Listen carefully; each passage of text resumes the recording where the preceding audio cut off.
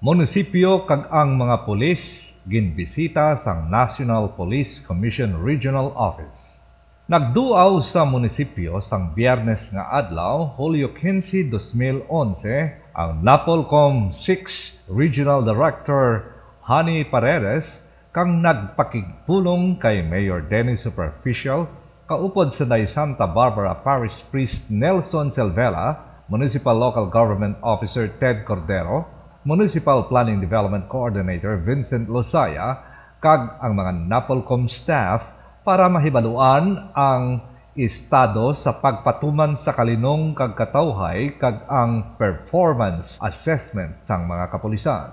Si Director Paredes nalipay gid sa ginahatag nga mga suporta sang banwa kag ginpaathag nga ang mayor amo ang deputized NAPOLCOM kag kun ano pa ang mga kinahanglan nga buhaton sa pagpaayo pagid sang serbisyo sa banwa.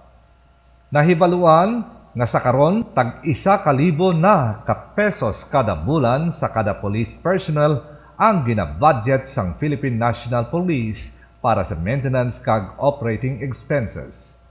Sa pagpanguna ni Police Chief Inspector Elmer Armada, ginsapol man sang NAPOLCOM ang mga pabutyag sang mga kapulisan. National Police Commission nagbisita sa Santa Barbara. Buboy Sukal dito, ILU, Santa Barbara, Iloilo.